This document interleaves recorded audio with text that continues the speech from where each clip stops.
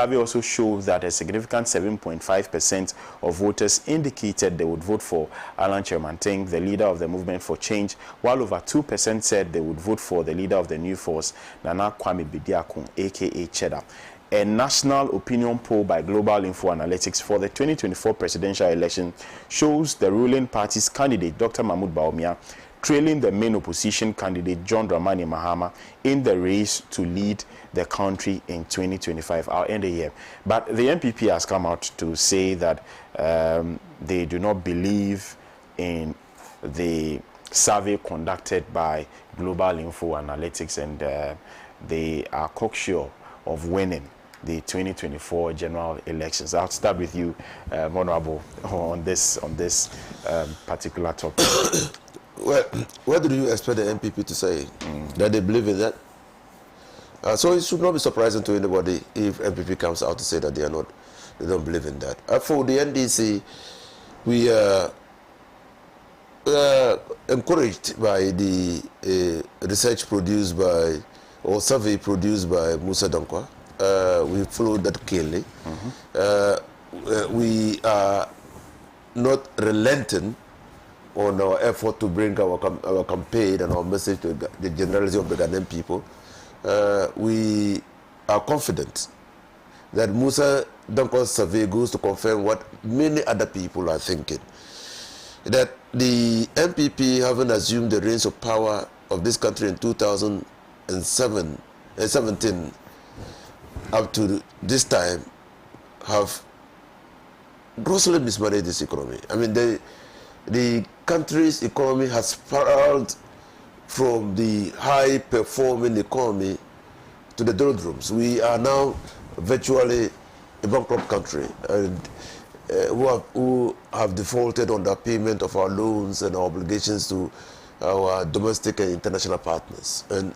And the spiral downwards of this country is not only astounding, it's also shocking, in the sense that if you look at the inflation rates that we are now having to contend with, if you look at the depreciation of the CD, that is the almost in the last 12 months, almost 50%. And you will see clearly that the country is heading towards doom, and so people are yearning for a change. Moreover, other surveys have shown clearly that MPP as a government is taking the country in the wrong direction. And if the country is being taken through the wrong direction, there must be a need to reverse the downward spiral of the country towards collapse. And so many people are eager to see the back of the MPP. And when I say the MPP, includes Dr. Bawumia. So I'm not surprised. But as Ghanaians, we must interrogate why these things have happened. I mean, this is a party that had tremendous support. Never in the history of this country, under the Fourth Republic, has a country been so reposed or invested with so much confidence by the people of this country. I mean, the election results of 2016 should leave nobody in doubt that the people of Ghana, Ghanaians, the citizens of Ghana, had great expectations of this government, largely by reason of what they had told the people. And so, I mean, if you find civil society organizations throwing their hands in the air and saying that they are so embarrassed by the performance of this government and the scandals that are visiting the government, that they have almost given up on this government, then that should be a cause for concern. Now, let's interrogate the survey and why that's come about.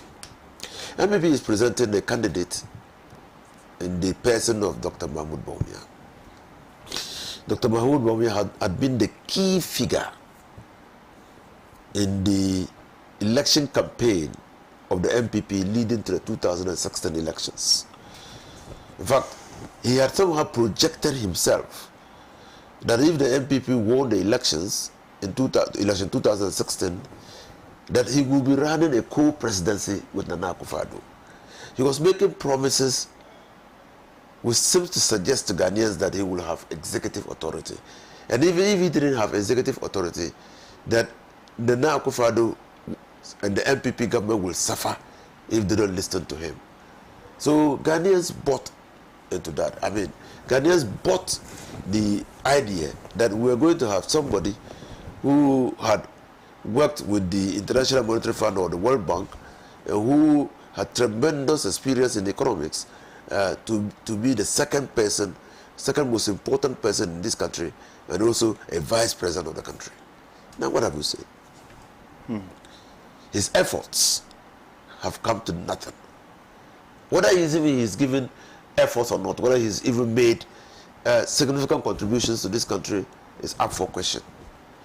Now, little wonder that this man, the vice president of this country, who is the flag bearer of the MPP, is trying very hard to distance himself from the government of the Nana Addo Akufo-Addo.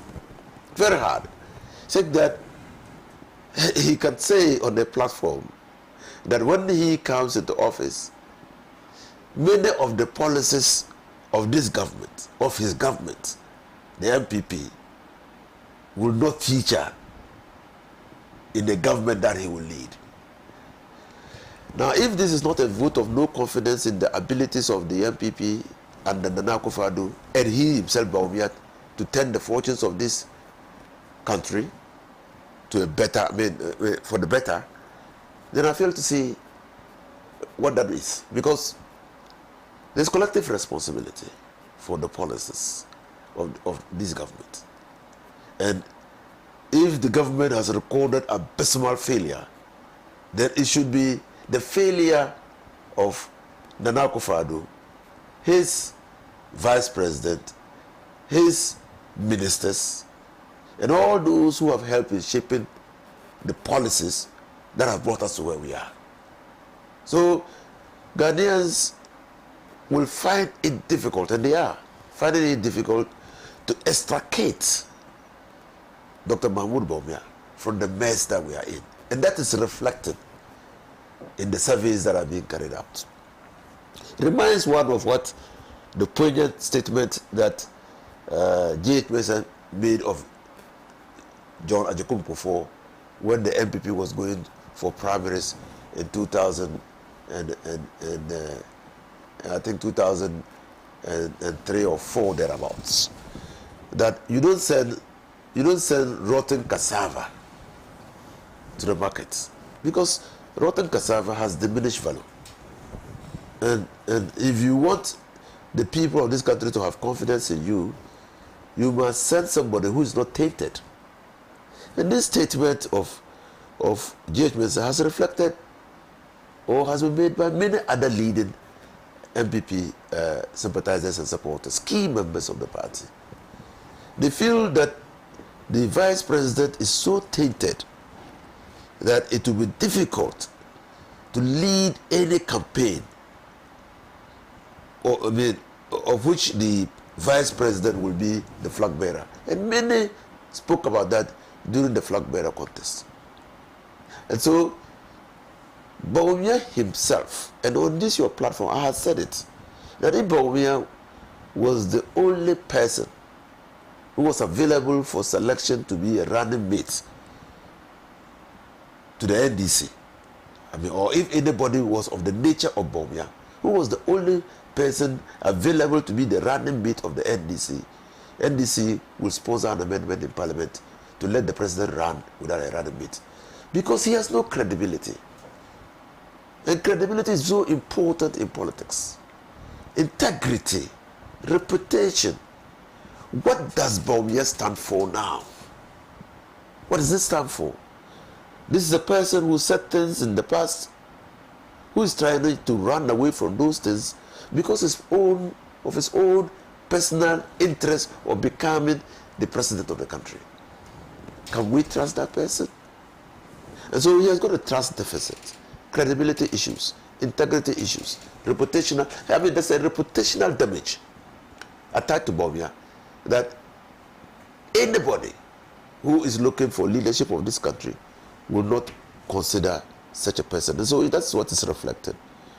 I was already spoken about our currency. Mr. Kosepra, last week, I remember when I was a minister, we once upon a time visited me in office. We were engaged in the talks.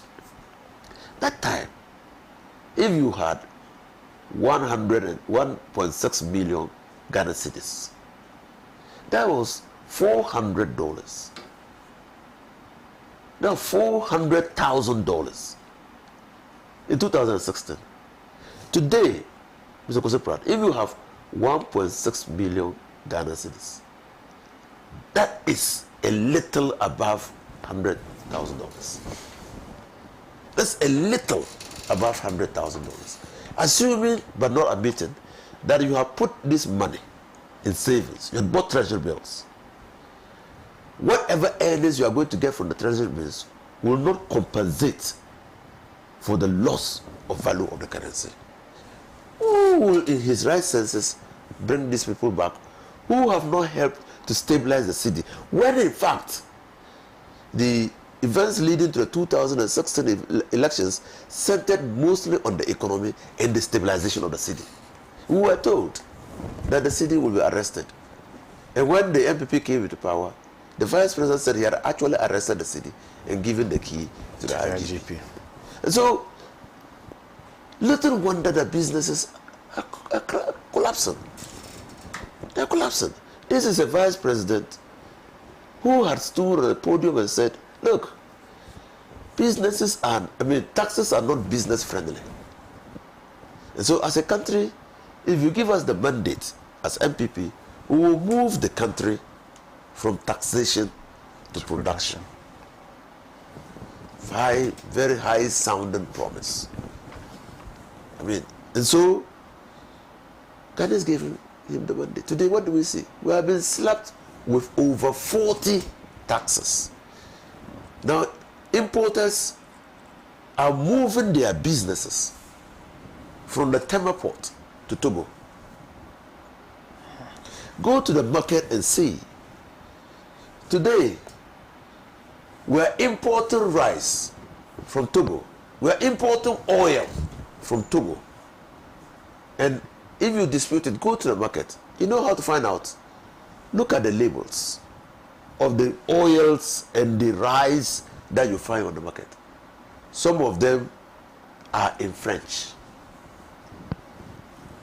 So they clearly were imported not for a country like Ghana, which is English speaking, but for another country. So they are bringing them in. And the country is not raking in the taxes because most of these goods are smuggled in. Most of them are smuggled in. Now, economic hardship, food inflation now is starting at 28.7%. As against 8.7% in 2016. So you can imagine, today you go to the market, and when you buy banana, and if you live here, just test the hypothesis. You say you want 10 cedis worth of banana, count the fingers. You'll be lucky if you get 10. You'll be lucky if you get 10 fingers of banana. It means 1 finger of banana is now going for 1 cedi. And you know what that 1 cedi means? Pre-Kufo. That was $1. That was 10,000 cedis. Yeah. That was 10,000 cedis. During the time of Kufo and the redenomination of a cedi, that will be $1. Yeah. Today, the cedi has lost its value to the extent that 1 finger of banana in the time of Kufo would have been $1. If it is not $1, it is because of the loss of value. Why will anybody think that we should bring back, we should promote a government that has failed? It is not consistent with human thinking that you reward a failure. You don't promote someone who has failed. And so that is reflected in the survey. Inflation. You inherited an inflation of 15.2%, and heavens broke loose. But what happened to our inflation? In 2022, it had gone 2023, it had gone up to about 54%, 54.1%. Now, so when it started coming down from 54.1%, we started celebrating. Can you imagine? Yeah. We started celebrating. Yeah. When the inflation itself was 50%, we condemned. Inflation went to 54.1% and started coming down. Then we were celebrating. When it hit 23 or so percent or 24%, the president even had cause to comment on it. What a shame. What a shame of a president who forgot that the standard he has set for the John Mahama administration, which was recording inflation, which in 2016 recorded inflation at 50%, was no longer at being the standard at which they were measuring themselves, but they were measuring themselves on the new standard, that 24% of inflation was good and that they were coming down. This is the government that we have. Now, have you looked at rent of late? The monies that people are paying for rent? Outrageous. It was not even this amount that people were paying. When Nana Akufo-Addo made a statement that it is not worthwhile living in a country in which rent is higher than the cost of fuel. And today I don't know what he will say. I don't know what he will say. Unemployment has reached a record high. Despite all the lies that the vice president told Ghanaians that they had created a 2.1 million jobs. Go to the statistical service report, and you see that unemployment stands at 1.8 or so million Ghanaians. So there's unemployment. Corruption.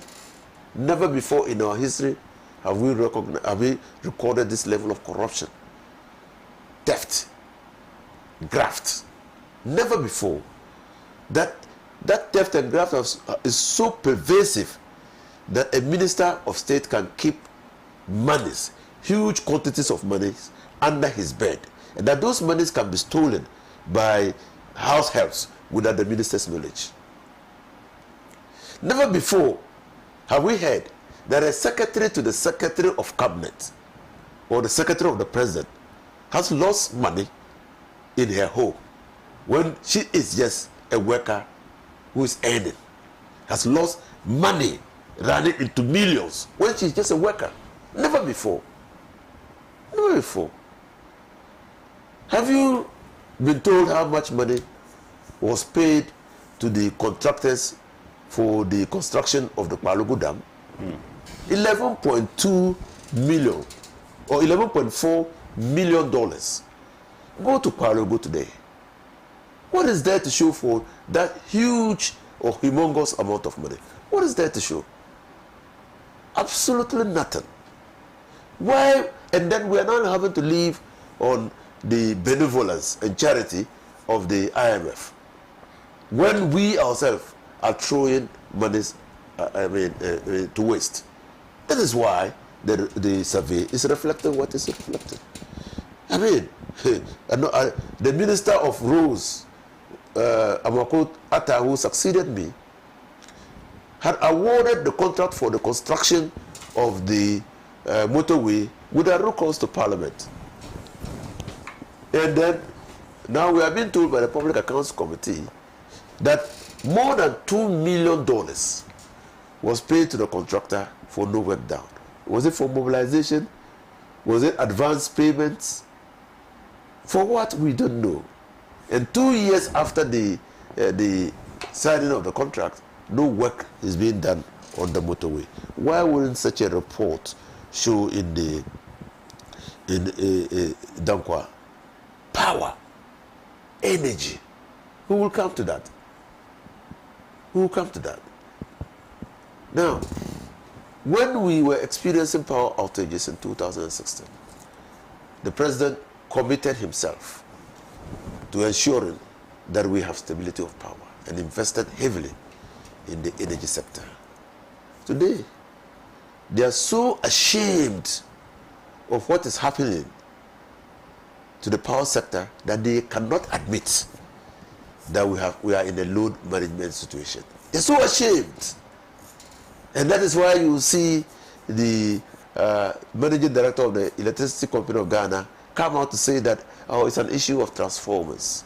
And that's why a minister of state can say that, well, they will publish a timetable, and that if anybody wants a timetable, he can publish one for himself. Because they're so ashamed. It's so shameful that it's not even funny. All these are because of the colossal mismanagement. That even works that they said they had awarded for the benefit of Ghanaians, you go to those places that those works were supposed to be done, and there's nothing to be shown for it. In fact, MPP under Nana Akufo-Addo and Dr. Mahmoud Bawumia have been ruling this country on the basis of propaganda. They say this and they do that. And all that is reflected. So this election, and I've said it, Mr. Kosopra, when you were not here, probably we need a Putin without a Ukraine. A Putin without a Ukrainian war. Why do I say that? Now, Russia was not doing well. Standard of living was very low. And so they needed a leader who will know what he is doing and who will do what he thinks will bring benefits to the Russian people. Today, even with the war and sanctions, we'll look at the standard of living of the Russians and the level of development of Russia. Look at the reserves of Russia. Now, so I say we need a leader who can be trusted. We need a leader who has experience. With the levels that we have sunk, we don't need an experimental leader, or we don't need a leader who has no credibility. If we vote such a leader and he is unable to perform, he will tell us, he will turn around and tell us, but you knew that I couldn't perform when you brought me in. And so we need a leader who will have a strong hold on the economy. I mean, who will have his hands on the handle and levers of the economy to ensure that we recover, we restore, we reset the developmental trajectory of this country. And that is why the survey is showing that Ghanaians trust more of the Dramani Mahama than any other of the candidates putting themselves. Because we are in the doldrums. We are so down that to rise, we don't have to experiment the leadership of this country. Right. Experimentation has not brought us benefits. Experimentation is what has led us to this level of recklessness, imprudent expenditure, waste, and thievery. It's experimentation. And I don't think that you will receive the same dosage for an illness which dosage had been applied to you but had not treated your illness. This is the time not to look and treat, not to look at and treat symptoms, but to treat the disease. And to treat the disease, we need a departure from these people. This is the time to curtail the ferocious appetite for loans by the Nana Akufo-Addo and the Bawumia government. And Ghanaians had, even when the situation was not that bad, initiated attempts to sign a petition to restrain our development partners from continuing to give us loans. Which country runs on steroids? Today, we are using T-bills. We are raising T-bills to service our existing loans and run the country. T-bills, short-term instruments, T-bills, at between 30 and 24%. T-bills. And these are the people who say that, who told us that they know how to manage the economy. The whole batch of the MPP, the whole team, the whole government has been so condemned to nothingness that we will not risk bringing any person associated with this government back to power to continue to lead us down the drain. We won't do that. Ghanaians won't do that. Ghanaians want a change, and they see the change in John Dramani Mahama. Thank you. Thank you very much. I'll do a few messages, then I come to Comrade Pratt. This one here says that, good morning, sir. We are really in pain on how this government is handling the country. We were made to understand and believe 4 Ghana cedis to $1 was bad, but now they say 14 Ghana cedis to $1 is better than before. They told us if light goes off and comes on, it's called doomsday, but now they say it's doomsday. What wrong have we committed as a country to deserve this? A ruling government in power for almost 8 years and still blaming opposition leader. All our businesses are on the verge of collapsing. I'm Dan Kwe from Kaswa Akweli. Thank you, Dan Kwe, for your message. Good morning to you and your panelists. Bless, if the NPP would not accept the outcome of the opinion poll, they should go and bend the sea. To break the 8 at this time of hardship, corruption, and the killing of people without proper investigation, and also clearing of bad ministers and the CEOs, the NPP are just relying on how to rig the general election. From Amos in Asim Fosu. Thank you, Amos, for your message. Good morning to you and your guests and viewers.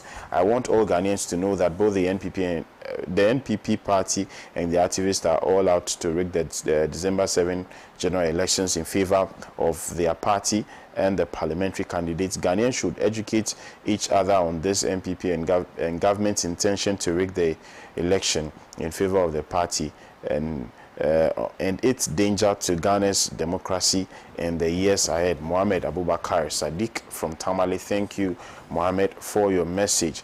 Good morning, Bless. I'm Dominic from Bolgatanga, Tongo. In fact, NPP are still blind with the bad economy that they have run us into. It will be too late for them to believe when they find themselves thrown into the deep forest of Axim come December 7, 2024. Dominic, thank you so much for your message. The NPP can continue with their needless sloganeering, empty promises, and needless propaganda. Ghanaians who are victims of the high rate of corruption, Ghanaians who cannot feed their families, and Ghanaians who have suffered the nepotistic acts of this government will bear witness to the fact that no one related or close to Akufo-Addo should be allowed into the high office of the President of the Republic of Ghana. Dr. Bawumia has no credibility to lead this country, and so it is undoubtedly clear that JDM is Ghana's best bet to salvage our economy. Good morning to Honorable Lawyer James Agaga, the best man for the Busa North seat. Daniel Akpaliok from Sandema sent this one. Let me finally do this one before I proceed. This one here says, Dr. Timothy Bawumia doesn't qualify to become president of our dear nation. Never. The NPP government is too corrupt. We Ghanaians don't want corrupt leaders anymore. Enough of the useless leadership. Never again, NPP.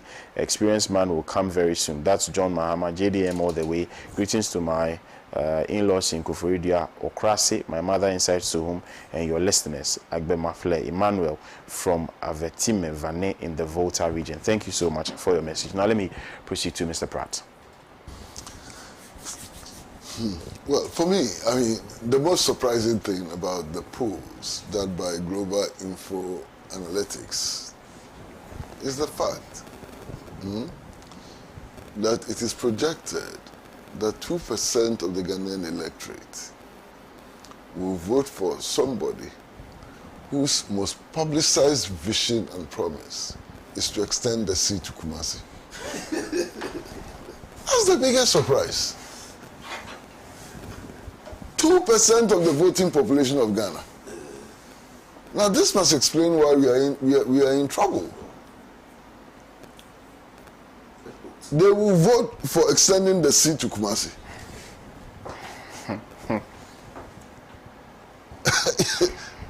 And I'm surprised that nobody is talking about that. We are talking about, you know, other things and so on.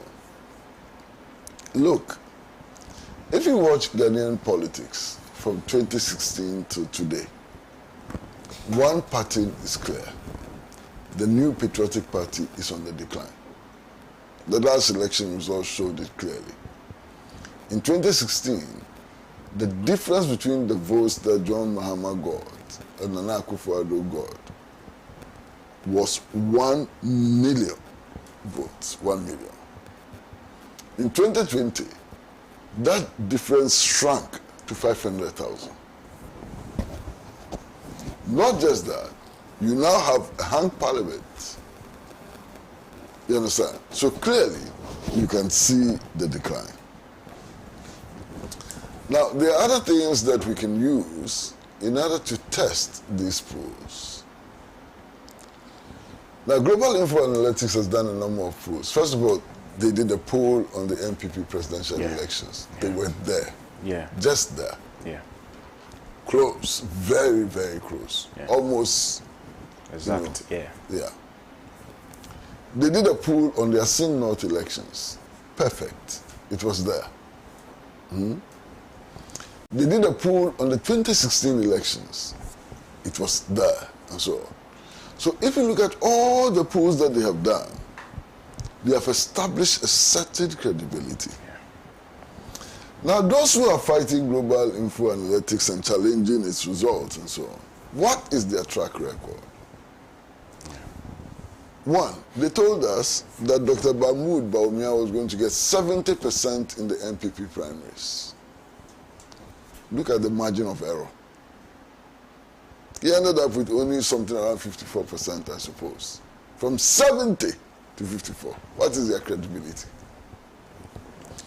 They told us that we were going to win the Asin North elections hands down. Look at what happened and so on. So they have no credibility at all. The people who are challenging this pool have no credibility at all. Now, I've heard some of the basis of the challenge, and it makes me laugh. Okay? They claim that a sample of 6,000% is not sufficient.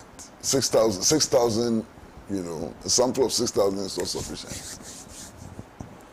Ghana has a population of 32 million. I'm not so sure about those who actually vote, so I won't give a figure. The US has a population of over 200 million. All the polls that have been conducted in the United States also has had a sample size close to the one that Ghana has. And yet, those predictions based on the surveys have been like the one that we've had in Ghana. So as to the sample size agreement, they should just drop it quickly. It doesn't make any sense at all. I mean, sample size can be challenged on the basis of mathematics, pure science, not on the basis of any illusions and so on. I mean, I heard one of the self-declared presidential candidates actually saying that what Global Info Analytics has done would encourage people to vote only for two parties. What Global Info Analytics has done is not to tell people how to vote. It's to give an indication of current perceptions. These polls are perception measures, measurements, you understand? Now, I've had two conversations actually with the lead person in Global Info Analytics, Musa Dankwa. You know, I interviewed him for Talk Time on Pan African Television. I had a conversation with him and so on. And one of the things that struck me the most is the extent to which he's prepared to go in order to guard his integrity. So he's not one of the posters who sits in his bedroom and puts figures together and so on. So if the New Patriotic Party will take this seriously and work on it, perhaps it will be interesting. I mean, Alhaji has spoken about the state of the economy, the state of the nation, so I'm not going to go there. You understand? But to tell you the truth, I'm even surprised that the New Patriotic Party is giving more than 30% in the upcoming election. I'm really surprised.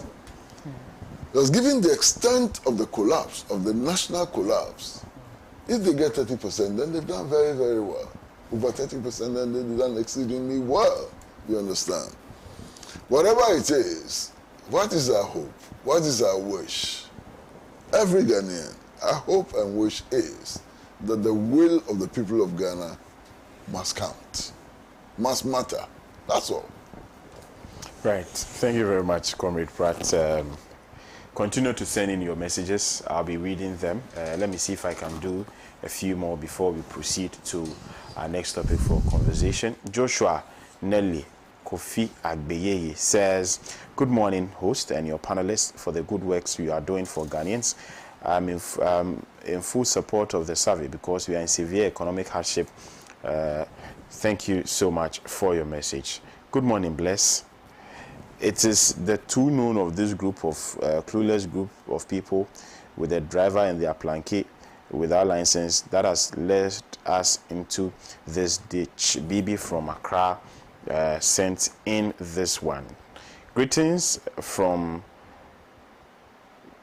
Okay, all right. As a thinker, 3 years of my research will help NDC to provide 10 million direct and indirect jobs to people of Ghana. Okay, right. Thank you so much for your message. Let me proceed to some of the messages that you have sent via text message. NDC get to know the whereabouts of... Please, some of the messages you are sending are not so clear. Please make sure that once you are sending a message, it is very clear so that I can also read it for you. Let me see if I can do this one. Long before Bawumia came into politics, Kufuor has started the school selection program, digitized school placement, and Mahama had built Accra Data Center. So why is Bawumia now claiming digitalization? Those who claim digitalization was started by Bawumia should tell us whether Kufuor's school selection placement was not digitized.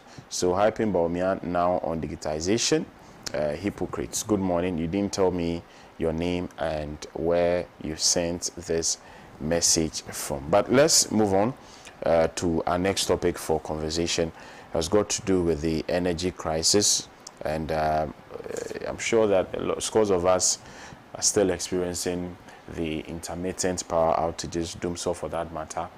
When the energy minister was questioned and asked that Ghanaians should be provided with a timetable, he said that there wasn't any Dumsor, so if you thought you needed a timetable, you should prepare one yourself. Briefly, let me go to Honorable Inusa on this topic. So we are in Dumsor, and there should not be illusions about that. And the letter from Greco to the Minister of Energy should put all beyond doubt, to put us beyond doubt that we are in Dumsor. We're in Dumsor because of a combination of issues.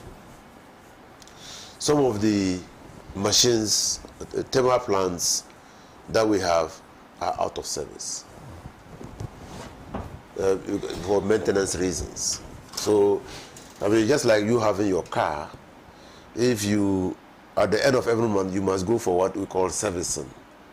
So there is a schedule that is prepared by the independent power producers together with the stakeholders in the power sector on when machines can be taken out for service. And this is a normal practice all over the world. Now, so some machines are out, and I'll give you a number of machines that are out for servicing. You know, I was the Deputy Minister of Energy during the time of Mills. I was a deputy minister. Now, you combine 740 megawatts of power, machines that produce a combined amount of 740 megawatts of power are for maintenance, have been taken out for maintenance. So we don't have it again. Now, out of this 740, 330 megawatts of that, we don't know when they'll come back because there are few challenges with them. Now, 4 thermal plants are out. They're not producing power because of economic reasons. They don't have fuel. And the power that they are supplied to the country, ECG has not been able to pay. So they can't have fuel to operate. And so they are out. They can, and they would have given us 595 megawatts of power. And they are not available. Now, TICO 3, which is at in Tekrade, which gives us 120 megawatts of power, has a fault. It's faulty. The plant is faulty, so it has to be repaired. And so we don't have 100. Now, the total installed capacity of this country in terms of power is 5,626 megawatts. Now, I'll come back and tell you how we got to 5,626 megawatts. Now, as between 24th of March and 2nd of April, we're recording a peak demand of 3,680 megawatts.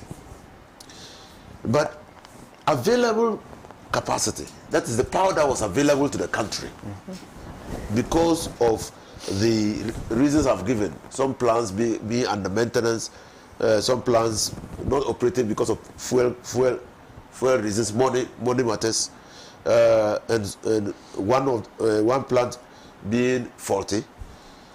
Available capacity was 3,251 megawatts. That immediately gave you a shortfall of more than 400 megawatts. Now, if you have a shortfall of 400 megawatts, it means that you have to manage the load. If you make all the customers who consume the 3,680 megawatts of power live, you bring them on stream, what you will get is what we call system collapse. The system will collapse. And so, to ensure the integrity of the system, you need to manage the load and ensure that the system is still robust enough to be able to service the people. Now, when you look at the arrangement, we have a deficit of 2,375 megawatts of power. It's not available. Now, presently, we are using between 58 and 60% of our capacity. 40% of our capacity is not being used. So that's why we are in a crisis.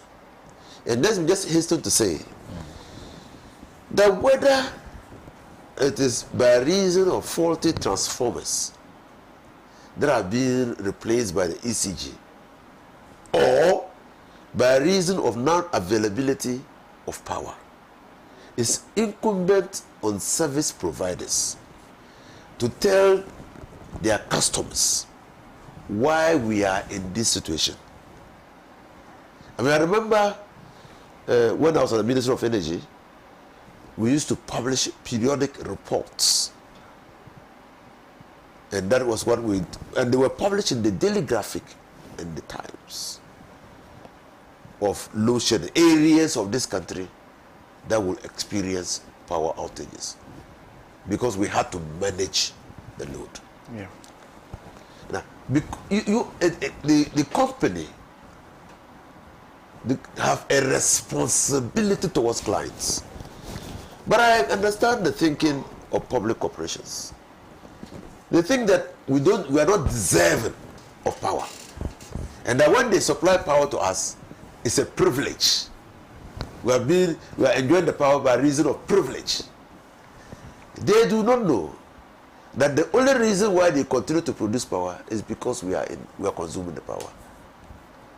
And until public corporations start understanding their mandate in managing those corporations in terms of a client-customer relationship and putting the customer at the center, public corporations will still continue to record huge losses because they are not profit-oriented. Neither do they even run their corporations to break even. They just think that they are doing us a favor. Yeah. And that is not how corporations are run. And if I say this, people might say, oh, because it's a state. But China is a state. I mean, Chinese companies are state-owned companies. But they understand this imperative. That is why when the management of a company in China is failing to deliver on this mandate, the management will be replaced. Because you need to be able to make profit, to be able to improve upon your service delivery. How did we come to where we are? You must understand that MPP, like I told you, is running this country on propaganda. And propaganda, like the foreign depreciation of your currency, will expose you, no matter how much propaganda you are engaged in. In 2000 and in 2000 and well, it's 1992, between 1992 to 1996, we had difficulties with power. In 1996, Bill Clinton came to this country. Around 1996, Bill Clinton came to this country. And the power challenges that we were having was discussed with him by former President Rawlings. And then the recommendation was to bring in an independent power producer to help stabilize the power. So Chicagoans were encouraged to come to Ghana and set up a power producing program. That was when Ghana recorded its first IPP. Before that, it was just ECG. I mean, ECG was producing, and then the VRA was producing. The introduction of IPPs to Ghana started under the Rawlings regime. The reformation of the entire power sector started with Rawlings. The establishment of GRICO as a company responsible for transmission from generation to distributors was done during the time of Rawlings. And so the hiving of the power sector into three components, and the upstream, midstream, and downstream, was done by Rawlings under the first NDC regime, under the 1932 Constitution. Then, so when he did that, the power stabilized for some time. Then Kufuor came.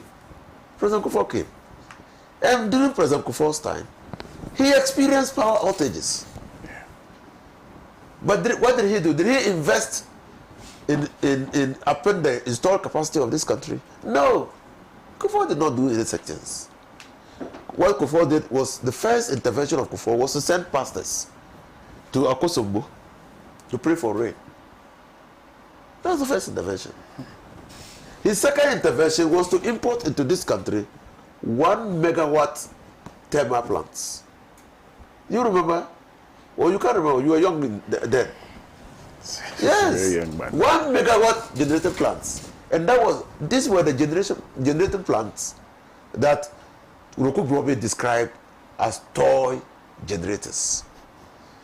You are faced with a power crisis, and the only solution is for you to import into this country 1 megawatt generators and litter them at Tema.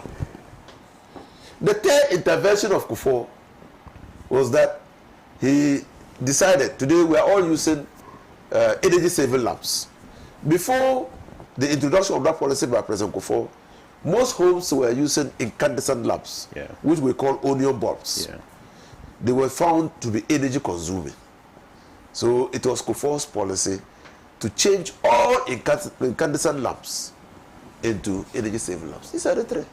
He didn't add 1 megawatt. He didn't add 1 megawatt to the installed capacity of this country. Then come Mills and Mahama, who had a vision of positioning this country as a net consumer, a net exporter of energy, who thought, and believed rightly so, that the only way that we could be a net consumer, and we looked at the market in Nigeria, we looked at the market in the Ivory Coast. I went to Togo, was privileged, met the Foy Yasimbe, I mean, when they were commissioning a plant. We went to Ivory Coast. So we looked at the possibility of Burkina Faso. We strengthened the Tumu-Hang-Wa circuit to be able to sell power to Burkina Faso. So to be able to do that, we had to up the installed capacity. A combined effort of Mills and Mahama moved our installed capacity, which was then at 2,800 megawatts, to 5,626 megawatts. 5,626 megawatts.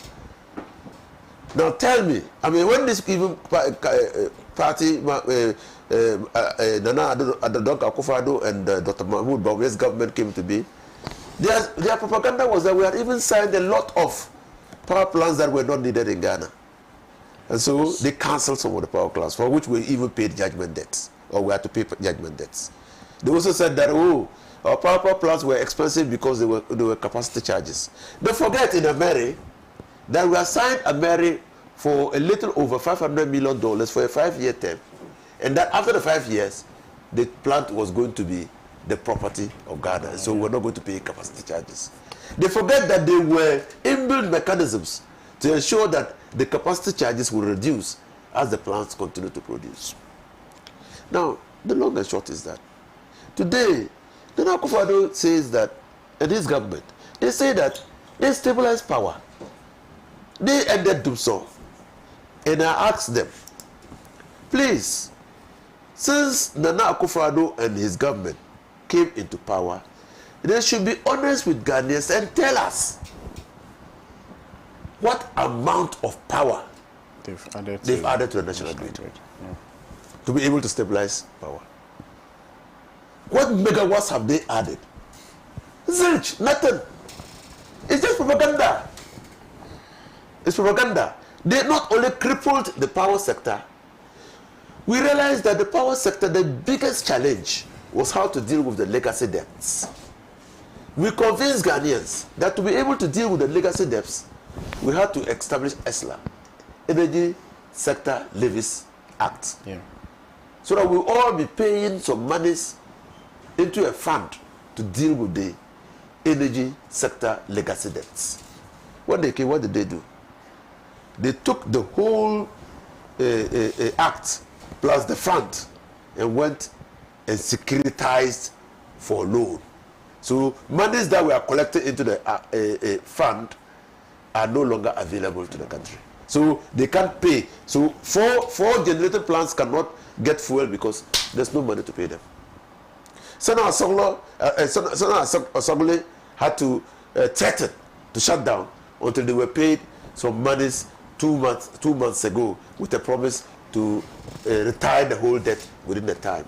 So clearly, these people are managing this country in thoughts. In thoughts. They don't deal comprehensively with the issues like the NDC decided to deal with the issues of energy. But they manage in thoughts. Today they are looking for money to pay the 4 plants that are out. They are looking for ways to ensure that the legacy debts are dealt with. But I challenge them, and still do, that if they think they have added to the megawatts of this country installed capacity, they should tell us. The incompetence of the MPP has manifested in the PDS.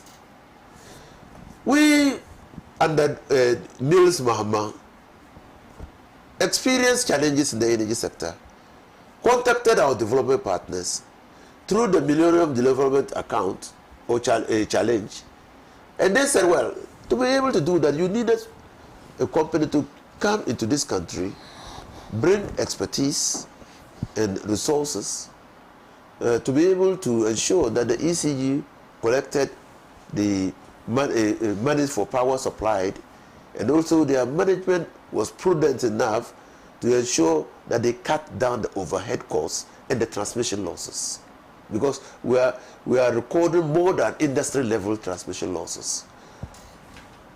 With our development partners, the Americans advised that we needed a foreign company to be able to do that. And this started the process. When they came, their propaganda was that we were going to sell the ECG to foreigners, and that we needed, they will give it to Ghanaians. I mean, that was their propaganda.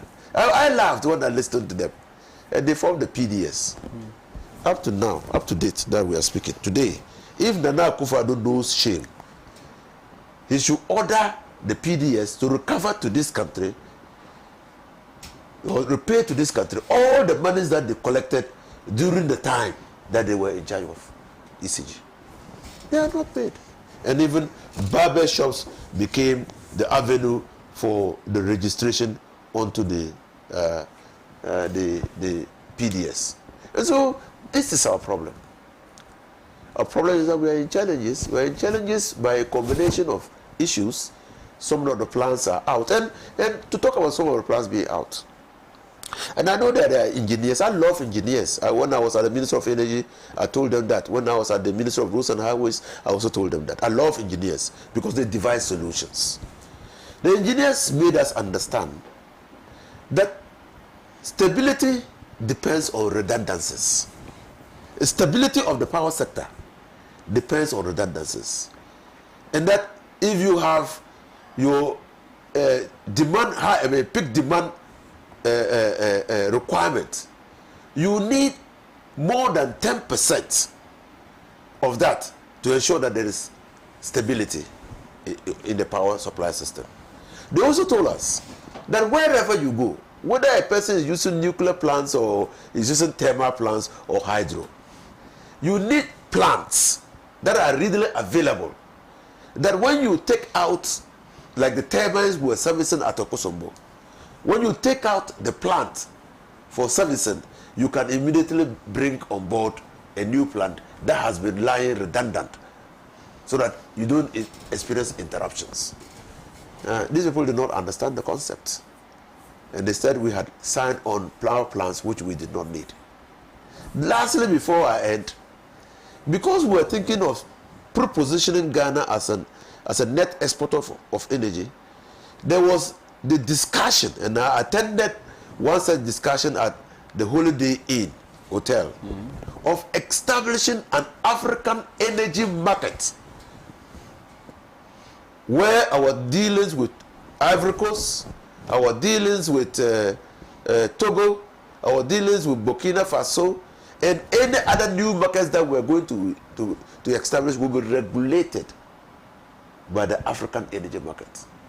Tell me, since they came into power, what is the status of the establishment of the African energy market? So we need a forward-looking government in this country. And I have no doubt that the NDC has been a forward-looking government since the inception of the Fourth Republic. Thank you very much, Honorable Yunusa. Comrade Pratt. Well, I don't think that there's a lot to say. I mean, we are obviously in an electricity crisis. In our homes, there's no electricity. I mean, people are having to sleep in homes without electricity.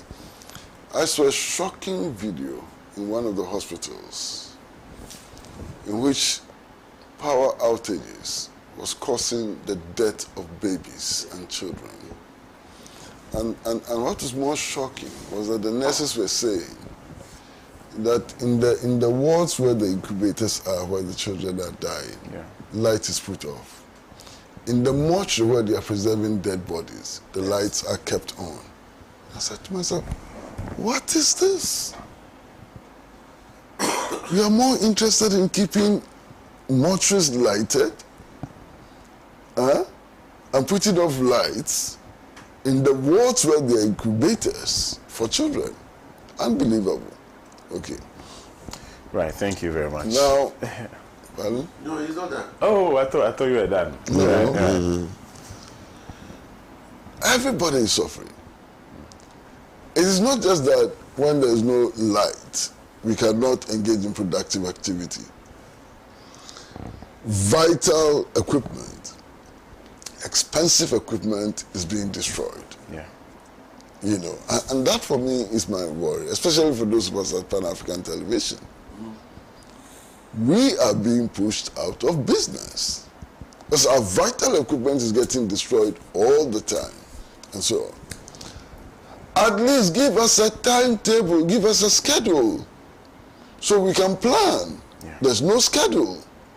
And why is there no schedule? Because government has decided that people should not call what is happening doom so. This is crazy. You understand? We need the problem to be solved, but in the meantime, give us a schedule. It's a popular demand from the people. I have nothing more to say. Right, thank you very much. Do some more messages and then we call it a day. Emoru Emmanuel says Miracles and his MPP should stop the noise of the research they condemned. We are not fools to vote for MPP again. Bawa Henry says, good morning Pan-African TV. I'm watching you live from Manso Datano. Greetings to NDC parliamentary candidate for Garu constituency, Dr. Thomas Anaba.